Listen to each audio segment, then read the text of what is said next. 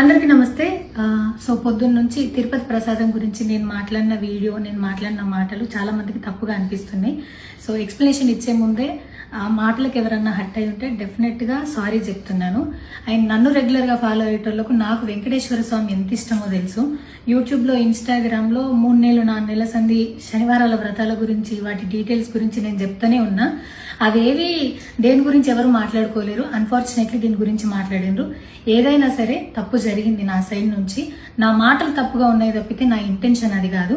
మేము రిచ్ అని అన్నది 10,000 L1 క్యూ లైన్లో నిలబడ్డప్పుడు, పొద్దున ప్రసాదం తీసుకునేటప్పుడు కాస్ట్లీ లైన్లో నిలబడ్డమని ఆ ఉద్దేశంతో అన్నాను. ఏం జరిగినా సరే ఇప్పుడు నేను ఏది ఇచ్చినా మీకు ఎక్స్ప్లెనేషన్ లాగానే అనిపిస్తుంది తప్పితే నేను తప్పు ఒప్పుకున్నట్టు మీకు అనిపించదు. అందుకోసం నేను దాని గురించి ఎక్స్ప్లెనేషన్ కూడా ఇస్తలేను. తప్పు అయితే నా సైడ్ నుంచి జరిగింది అండ్ నా తమ్ముడు సోను తరపు నుంచి కూడా జరిగింది. తను అవైలబుల్లో లేడు. తన తరపున, నా తరపున అందరికీ సారీ చెప్తున్నా. సో నా ఇంట్లో వెంకటేశ్వర స్వామి, నా చేతి మీద వెంకటేశ్వర స్వామి, అన్నిటికన్నా ముఖ్యంగా జీవితంలో నాకు అత్యంత విలువైంది నా బిడ్డ. నా బిడ్డను కూడా వెంకటేశ్వర స్వామి ఇచ్చిండు. నేను ఆయన గురించి తప్పుగా ఎట్లా మాట్లాడతా? అస్సలు ఆయన గురించి తప్పుగా మాట్లాడా. ఆయన గురించే కాదు, నన్ను రెగ్యులర్గా ఫాలో అయ్యేటోళ్లకు నేను అన్ని మతాల దేవులను మొక్కుతా, అందరి దేవులను మొక్కుతా. అందులో వెంకటేశ్వర స్వామి నా జీవితాన్ని మార్చేయండు. ఈ రోజు నేను అనుభవించే ఏది కూడా ఆయన దయలేకపోతే కాదు. అట్లాంటిది ఆయన గురించి నేను ఎందుకు మాట్లాడతా? అయినా సరే తెలుసో తెలకో పొరపాటు మాటలు అయితే నా నోటి నుంచి, మా తమ్ముడు నోటి నుంచి వచ్చినాయి. దానికి డెఫినెట్గా సారీ అడుగుతున్నా.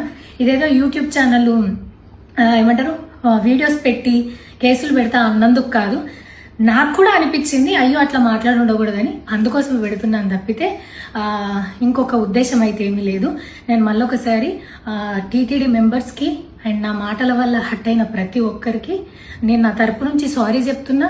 అండ్ ఇంకోసారి మళ్ళీ ఎప్పుడు రిపీట్ చేయను. సో నా సారీని యాక్సెప్ట్ చేయండి. నన్ను రెగ్యులర్గా ఫాలో అయ్యేటోళ్లకు నాకు వెంకటేశ్వర స్వామి అంటే ఎంత ఇష్టమో తెలుసు కాబట్టి వాళ్ళందరూ నన్ను నమ్ముతున్నారని కోరుకుంటున్నా. మళ్ళొకసారి ఎక్స్ప్లెనేషన్ కాదు, సారీ చెప్పినంత మాత్రాన తప్పు ఒప్పైపోతుందని కూడా కాదు. బట్ నేను చేయగలిగింది ఇది ఒక్కటే కాబట్టి మళ్ళొకసారి అందరికీ సారీ. అండ్ డెఫినెట్గా ఐ ప్రామిస్ ఇంకోసారి ఇది రిపీట్ అవ్వదు. Thank you.